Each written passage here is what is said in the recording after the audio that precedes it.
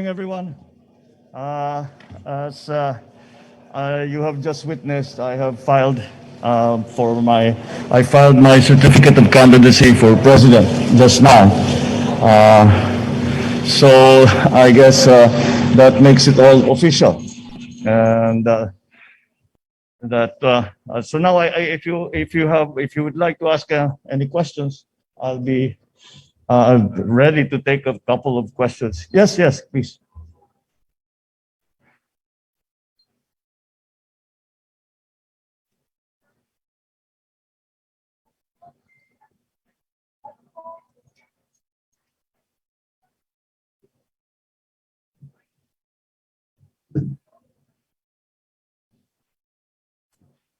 Sir, I'm Tina Panganiban Perez from GMA. Oh yes, of course. Hello. May we know if you have a running mate and if you're fielding a full slate? And also, sir, you're the third aspirant with the family name of Marcos to file for the presidential elections. Yeah. What do you plan to do about the other two candidates, sir? Okay. Well, right now, from the part I filed under Partido Federal ng Pilipinas, and as of now, we have not, no one has filed for vice president under PFP. And I'll be very candid with you. The reason why that is that the original plan was for us to adopt PRRD for our vice presidential candidate. Pero sa mga nangyari noong nakaraang Sabado, nagbago lahat ng plano. Kaya't ngayon, nagkukonsulta kami, yung partido, at syempre lahat ng mga ating mga ibang kasamahan na kung anong dapat gawin and what do we do now. And so that is where it is. Yung sa Senado naman, we will be providing you with a list of our senatorial candidates in the very near future, within days from now. Kung mapupuno ang yung 12 na punong slate, I cannot say for sure yes, but at the very least, siguro we will field 7, 8, maybe 9 candidates at the very least. Baka mabuo pa nga yung 12. Sorry?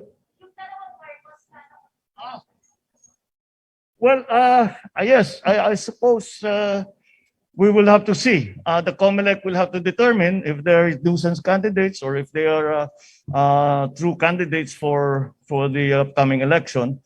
The decision or the determination as to what the status is of the other candidates who filed under the name of Marcos will be dependent on, will really be up to COMELEC. So we will leave it to them to decide on how to handle that situation. Sir, clarify ko lang, you won't file, kayo mismo, you won't file for their disqualification? Sorry? Have I filed? No, I mean, sir, kayo mismo, wala po kayong plan to file No. disqualification against them? Well, not as yet because tinitignan pa lang namin. Antayin namin siyempre hanggang sa dulo ng filing period. And then we will see what we will have to do. Kasi titignan muna namin kung sino yung nakapag-file. Kung sino, well, we'll just have to see the status of all of the names of the people that have come to file. Hindi lang naman sa presidente, pero sa lahat ng ibang position. Then we will decide what to do. Good morning, sir. Dwight De Leon from Rappler. Sir, I would just like to ask, are you able to tell us ano yung pinag-usapan nyo ni Mayor Sara? Were you trying to convince her to be your VP? Or was presidency always the plan for you? Well, very early on, we talked about it. Yung very much publicized, yung pinuntahan namin siya bago nung birthday niya. We talked about politics but no specifics.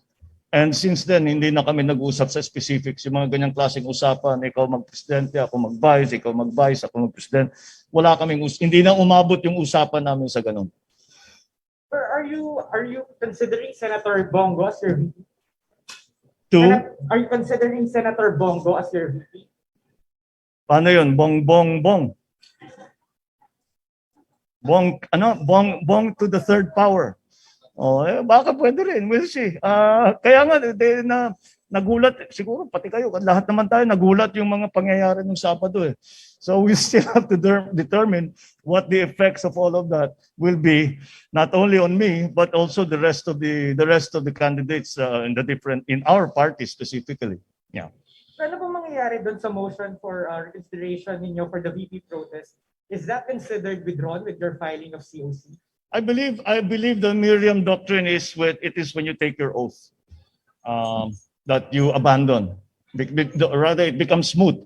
It becomes smooth. The protest becomes smooth after the election when you have won your position and you take your oath. And last question, and this is from our reporter covering you. Are you willing to accept more media interviews where you can be asked about your father's martial law?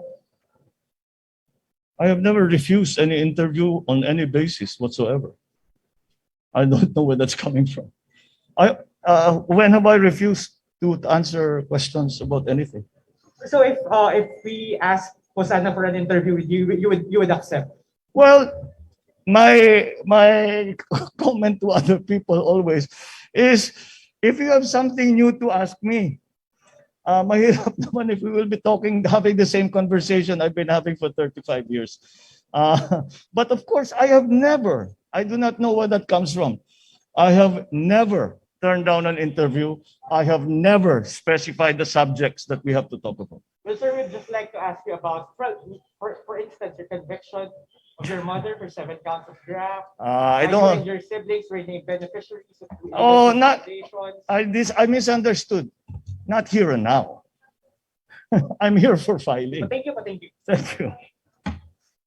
Hi, sir. Hello, good morning. Los Baños for TV5. Sir, may we know more details about your talk with Mayor Sara Duterte? Why it quote-unquote collapsed? Bakit hindi na napunta? There were no talks to collapse. I mean, bakit hindi na po nagdetalye na ikaw yung vice, ikaw yung presidente? Because the favorite sport of Filipinos is politics, and everybody was speculating. But the speculations are not necessarily based in fact. Nakita niyo naman ang galaw ni Mayor Inday, so I think that puts paid to all of those speculations. I mean, bakit po hindi na natuloy yung posible sanang tandem ninyo ni Mayor Sara? Kasi hindi naman siya tumakbo eh. Tapos, di ba? Okay? Is that it? Sir, one more.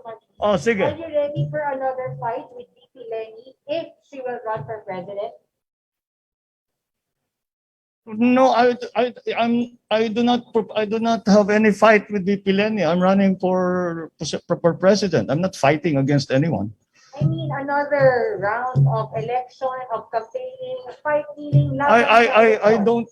We have Senator Ping is filing as we speak. So it's not going to be that kind of election. Marami kami. Ready kayong maka-face-to-face ulit makasama sa election si VP Lenny? I would not file my certificate of candidacy if I was not ready to campaign, if I was not ready to answer all your questions, and so I am ready to answer your questions. I'm ready to campaign, and that's what we're going to do. Thank you, sir. All right. Yes, sir. Thank you. Sir. Maraming salamat. Sir, There's this one more one. here. Sir, Oh. this one, yesterday you've mentioned you want to be a unifying leader. And Yes. today you've mentioned you don't want to talk about the same question or the same topic for how many years already. And now, how would you like to become a unifying leader when there are still these questions coming around? In my view, those questions have all been answered. So we unify now in the face of the COVID crisis, in the face of the economic crisis. That is what I am talking about when I say a unifying leadership. Yan ang kailangan natin ngayon. At siguro ang hangarin ko, ang layunin ko ay makapagbigay ng tinatawag nga na unifying leadership para magkaisa ang mga Pilipino, harapin natin itong COVID, harapin natin ang pag-ahon at pagbukas ng ating ekonomiya.